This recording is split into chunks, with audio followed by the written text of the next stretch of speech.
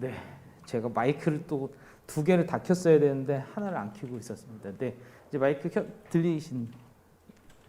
네, 조금만 한 번만 다시 말씀을 드리겠습니다. 마이크가 안 나와가지고 네, 지금 뭐 저는 이제 강남 소초 압구정 지역에서 14년간 수업을 진행했었고 그 다음에 지금 재수종합반 수업하고 있어서 아이들한테 어떤 부분이 좀 도움이 될지 재수하는 아이들 보면서 이거 1학년 때부터 좀 했으면 좋았을 텐데 하는 부분들 중심으로 지금 이제 예비 프로그램 짜고 있다 말씀드렸었고요.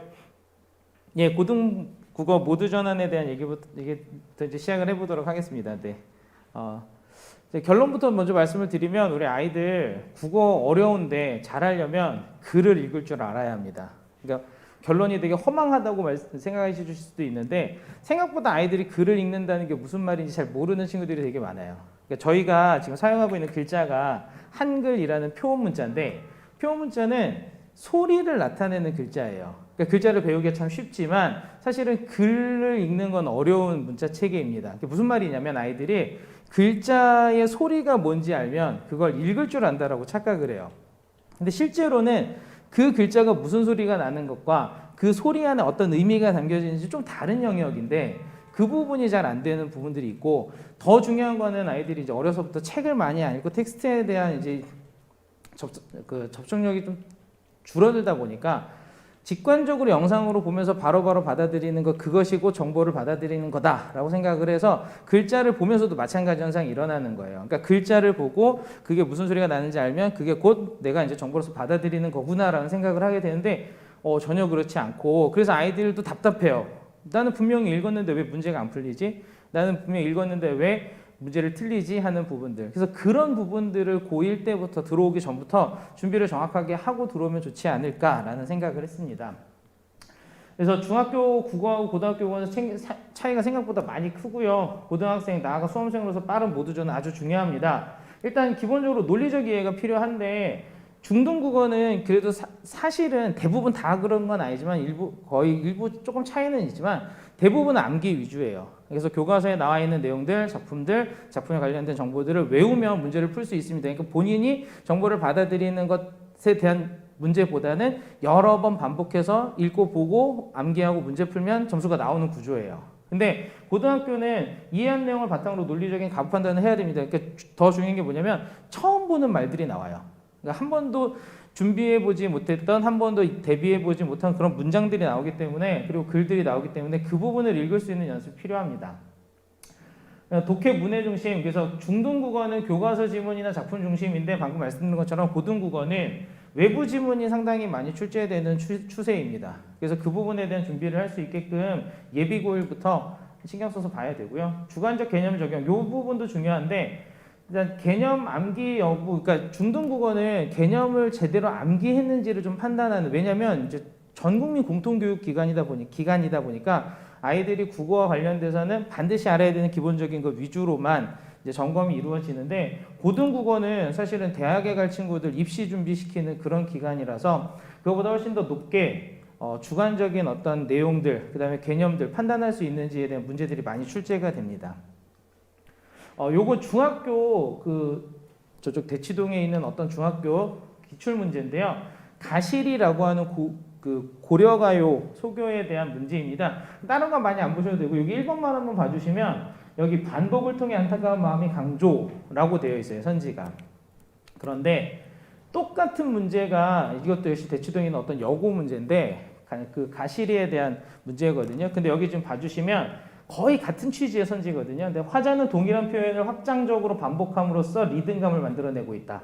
여기 나와 있는 이런 확장적으로 반복함으로써 이런 표현들이 중학교 때는 거의 안 나오는 표현들인 거죠. 근데 저 표현을 딱 봤을 때 아까 말씀드린 것처럼 글씨는 읽을 줄 알아요. 이게 무슨 소리 나는지 알아요. 확장적으로 반복함. 이거 읽을 줄 아는데 그게 무슨 뜻인지 연결이 안 되는 거예요. 그러니까 아이들 답답하죠.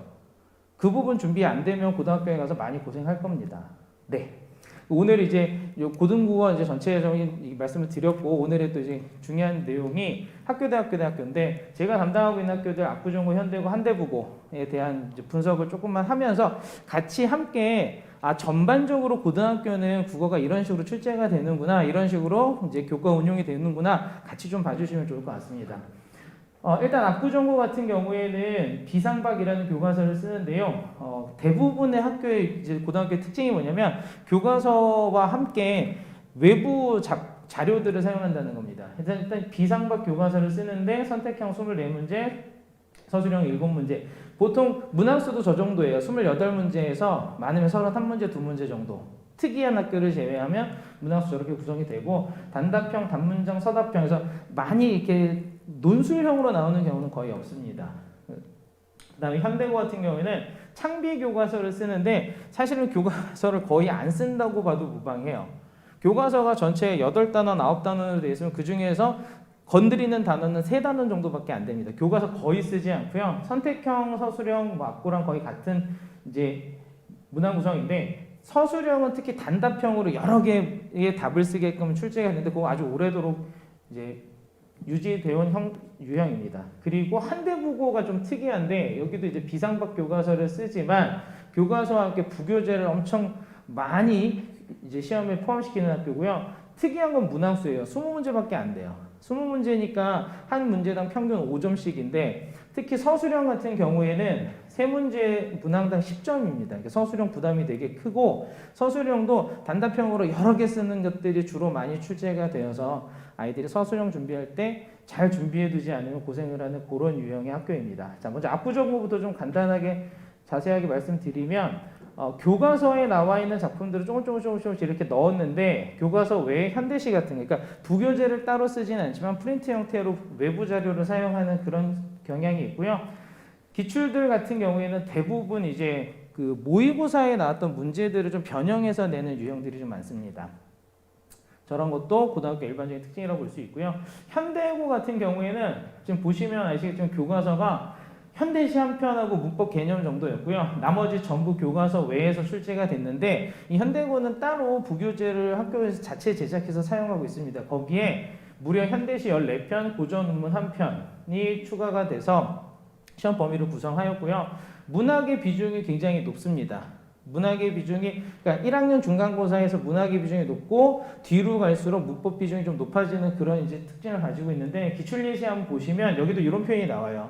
라의 냄새가 비자발적 기억을 우연히 떠오르게 하는 요인. 이게 사실은 제 생각에는 이게 고등학교 1학년 중간고사에 나올 만한 선지의 수준인가라는 생각이 좀 들어요. 고등학교 1학년 아이들이 17살인데 불과 몇 개월 전까지 중학생이었던 친구들의 시험에 비자발적 기억을 우연히 떠오르게 한다라는 표현이 나오는 것이 과연 옳은 건가? 근데 그 부분은 제가 이제 점검할 부분은 아닌 것 같고 아이들이 그 부분을 준비할 수 있어야 되고 대비할 수 있어야 되는데 이런 표현들은 보통 이제 고2, 고3 모의고사에서 많이 나오는 표현인데 그 표현이 어디에 나오냐 이거 별로 중요한 것 같지 않아요. 저희가 어떤 표현이 시험에 쓰일 것을 예상해서 공부할 수가 없는 그런 상황이거든요. 그거 거의 불가능하거든요. 그러니까 그런 표현이 나왔을 때 그것을 읽을 수 있느냐, 그것을 판단할 수 있느냐, 그것을 사고할 수 있느냐에 초점을 맞춰야 됩니다. 그래서 그 어느 때보다도 예비 고1 처음에 들어갈 때 아이들이 정확한 방향을 가지고 그 다음에 양질의 컨텐츠로서 준비를 해야 되는 과정이 꼭 필요한 거고 그래서 이제 기말고사 딱 끝나자마자 나 기말고사 끝나고 고등학교 올라갈 때가 좀 쉬었으면 좋겠는데 하는 생각이 있다면 그 생각을 조금 잘 타일러서 준비를 많이 해야 된다. 이게 어떤 한 부분을 지역적으로 정확하게 깊게 공부하는 것이 아니라 국어는 좀 넓게 그리고 많이 그리고 다수의 경험이 필요하다는 것을 전달해서 아이들이 준비할 수 있도록 해주셔야 될 것 같습니다. 한대부고 같은 경우에는 교과서에 있는 것도 조금 실렸어요. 현대시 2편, 현대소설 1편, 운변동. 근데 교과서 밖에서 현대시 14편, 현대소설 6편, 모의고사 1회분, 이 모의고사는 2022년 3월 고1 모의고사에 문학 문법이 모두 사용이 됐었습니다. 굉장히 많고요. 특히 한대부고는 부교재를 엄청 많이 쓰는데 부교재 쓰는 학교 중에서는 가장 어렵게 부교재를 쓰는 학교라고 보시면 될 것 같아요. 일단 첫 번째가 뭐냐면 부교재가 매년 바뀌어요. 3년 전에는 올림포스였는데 2년 전에는 이제 명강사 백인의 선택이라는 교재였고 올해는 그러니까 작년에 명강사였고 올해는 지금 뭘 쓰고 있냐면 그 꿈을 담는 틀에서 나오는 고고라는 고1 이제 문학 교재를 썼습니다. 이게 매년 바뀌어요. 매년 바뀌고 두 번째는 부교재 수업을 거의 해주시지 않습니다. 너희들 알아서 풀어와. 그러니까 이래서 매년 바뀌는 것 같아요. 그러니까 너희들 알아서 풀어와 취지인데 아이들이 학교에서 부교재 원래 못 쓰지? 그럼 그걸 미리 가져다가 겨울방학 때 풀어오거나 학원에서 대비해 주는 거를 할까봐 아마 매년 바꾸시는 것 같아요. 그래서 이 친구들은 모의고사 문제 자체는 엄청나게 어렵다기보다는 모의고사 기출문제와 유사한 유형의 문제가 한 16개 정도 출제가 되고 세네 문제에서 킬러 문제가 등장하는데 그 킬러 문제들은 말을 굉장히 까다롭게 바꿔서 그러니까 개념에 대한 설명이 되었건 작품에 대한 분석이 되었건 말을 굉장히 까다롭게 바꿔가지고 판단할 수 있는지 그래서 이 부분도 사실은 예비고일 과정을 통해서 준비를 해야 되는 부분이라고 생각이 됩니다. 네, 학교 대학교 그 뒤에 이제 시험 경향 부분부터 압구정고는 지금 조금씩 계속 문제 난이도가 높아지고 있어요. 그러니까 예전보다는 아무래도 이제 좀 상위권 학생들이 많이 모이고 있는 부분이 있어서 이제 1, 2, 3등급을 나누기 위해 상위권 등급을 나누기 위해서 난이도가 많이 상승하고 있고 특히 문학 난이도 비중도 높고 난이도가 많이 높게 출제되는 경향을 갖고 있습니다. 그래서 기본적인 요소를 꼼꼼하게 잘 파악할 줄 아는 그런 연습이 필요하고요. 그 다음에 현대고 같은 경우에는 교과서 사용보다는 부교재 사용이 최대화되어 있고 지금 중간고사 1컷이 93점이거든요. 93점. 근데 중간고사 1컷이 93점이라는 게 이제 어떤 의미냐면 사실은 상위권의 4% 아이들이 받는 점수인 거거든요. 굉장히 낮은 점수예요. 1컷 치고는. 그러니까 그만큼 까다로웠다는 얘기고 그 까다로움을 해결할 수 있는 이제 준비가 필요하다라는 시험 경향을 갖고 있고요. 한대부고는 지금 시험 범위가 계속 들쭉날쭉하고 있어요. 네, 들쭉날쭉하고 있는데 가장 유명한 해에는 2016년, 15년 그때 현대시 60편이 나온 적도 있었는데 뭐 그렇게까지 잔혹하게 지금은 나오지는 않지만 작년보다는 올해 시험 범위가 확실히 늘었고요. 그리고 난이도도 많이 높아지는 그러니까 아까 말씀드렸던 킬러 문항들이 확실하게 킬러 역할을 하는 그런 출제 경향을 보이고 있습니다. 문항 난이도 높고 또 모의고사용으로 문제가 많이 출제가 됩니다.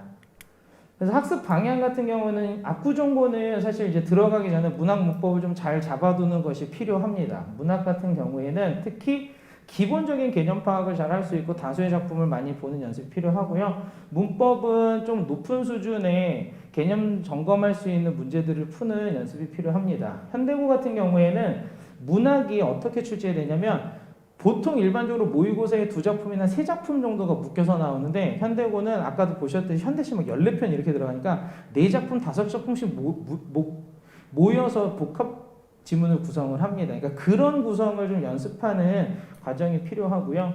그다음 문법 같은 경우에는 기본적인 개념 확실하게 암기했는지 점검하는 과정이 필요합니다. 한대부고는 아까도 말씀드렸듯이 부교재에 대한 부담이 너무 크기 때문에 정말 많은 양의 과제를 소화해보는 경험이 필요합니다. 네, 학교대학교는 이런 식으로 좀 마무리를 짓도록 하고요. 제 수업에서 그래서 이제 제일 중요한 거 논리적 이해 연습을 자체 교재를 통해서 이번에 이제 올해 저희가 만들어 놓은 자체 교재인데 자체 교재를 통해서 그 연습을 시킬 예정이에요. 아까 말씀드린 것처럼 아이들이 읽는다라는 개념 자체를 잘 몰라요. 그러니까 저는 지금 뭐 이제 다시 한번 말씀드리면 재수반 수업을 하고 있고 재수반 아이들이 어떤 부분에서 어려움을 겪고 있는지 정확하게 알고 있는데 이 부분 사실은 재수반 아이들한테는 최대한 용기를 주죠. 할 수 있어.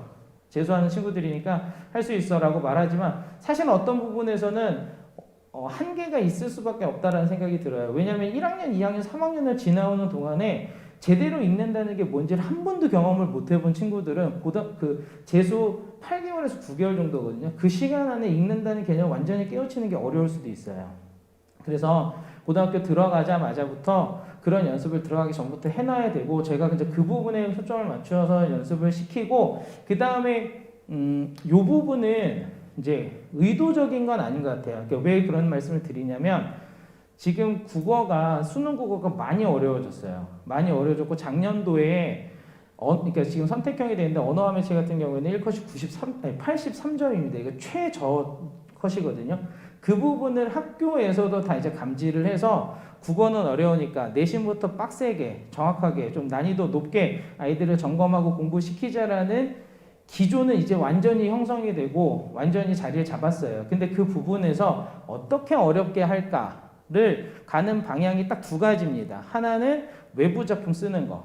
그래서 본인이 읽을 줄 아는지 보자. 또 하나는 아까 보여드린 것처럼 비자발적, 확장적 이런 고1에서는 쓰지 않는 표현들, 고2, 고3에서 쓰는 표현들을 끌어와서 문제를 구성하는 것입니다. 그러니까 아이들이 중학교 때는 암기 위주로 그렇게 조금 낮은 난이도에서 공통교육 기관으로서의 국어를 공부하다가 갑자기 확 뛰는 거예요. 고등학교 올라가면. 중간에 완충할 수 있는 연습과 과정이 필요합니다. 그 부분을 제가 교재로 만들었고요.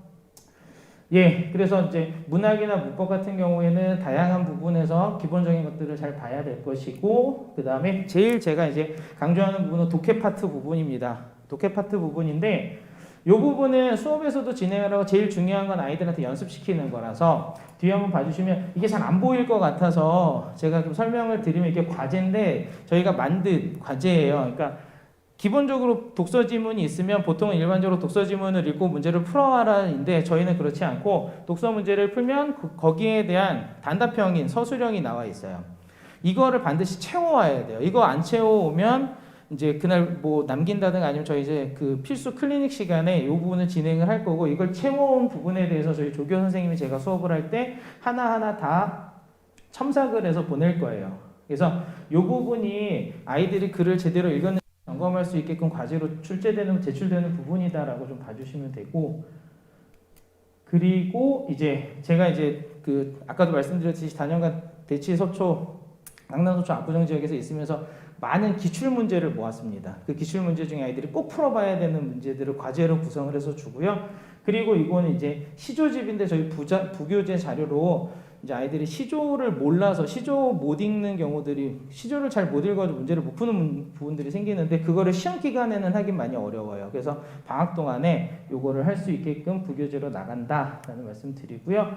저희 수업 일정 간단하게만 소개해 드리고 좀 마무리 짓겠습니다. 저희 이제 스타트업에서 시즌 1이 5주 수업이고요. 본 수업 11월 20일에 출발합니다. 이제 일요일 오전 10시부터 1시. 그리고 저희 정규 클리닉이 있어요. 주중에. 그래서 수요일 날 7시, 10시에 정규 클리닉이 있는데 이 클리닉 시간에는 보통 이제 문제 풀고 과제 점검하고 저한테 질문할 거 질문하고 확인받을 거 확인받고 하는 시간. 그러니까 아이들이 수업만 들어가지고는 아까 말씀드린 것처럼 독해라는 부분에 대한 인지가 정확하게 이루어지기 어려워요. 그래서 클리닉을 통해서 어떻게 읽는지 제가 직접 보고 그 다음에 어떻게 그것을 쓰는지 확인하고 그리고 저와 함께 이야기하면서 또는 저희 조교 선생님과 질답하면서 확실하게 점검할 수 있는 기간들을 가질 것입니다.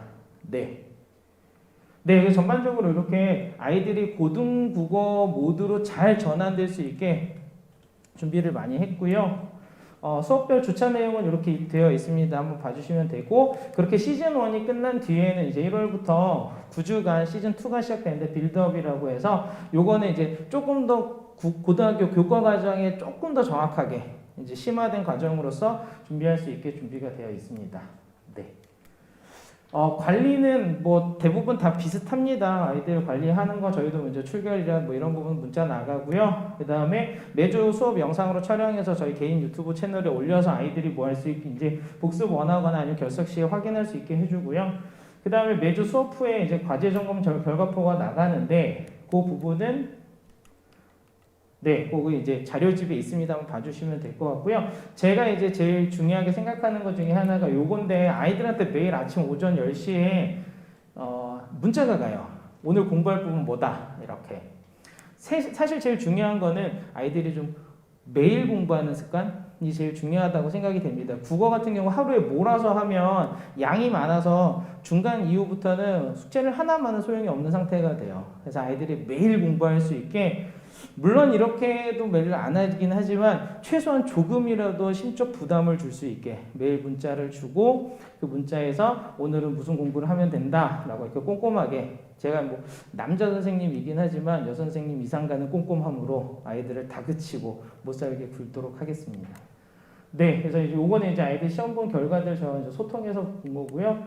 그 다음에 이제 올해 이제 저희 수업 듣고 대학에 간 특히 이제 요번에 지금 22학번은 서울대 공과대학 재료공학과 간 친구가 이제 좋은 얘기 해줬는데 제가 한마디 해달라고 하니까 저 듣기 좋으라고 해준 것 같아요. 그래서 너무 이제 뭐랄까 틀에 박힌 얘기이긴 하지만 아이들 될 수 있으면 국어 과목 두려워하지 않을 수 있게 수업 준비해서 진행하고 이번에 이제 고대 간 친구도 이제 좀 꼼꼼한 관리 필요한 친구들한테 추천하겠다 이런 얘기를 해주어서 들어갔습니다. 그 연대 실내 건축과 간 친구인데 이 친구는 이제 1학년 때부터 들어와서 졸업할 때까지 제 수업을 끝까지 들었는데 그러니까 커리가 잘 짜여져 있다 믿고 들어라라고 얘기를 해주어서 실어봤습니다. 네, 이제 저는 여기까지 하도록 하겠고요. 뭐 혹시나 설명이 좀 미진한 부분이 있으셨다면은 학원 측 통해서 연락을 주시면 제가 다 한 분 한 분 성심성의껏 답변 드리도록 하겠습니다. 네, 저는 국어를 배우다 김욱이었습니다. 감사합니다.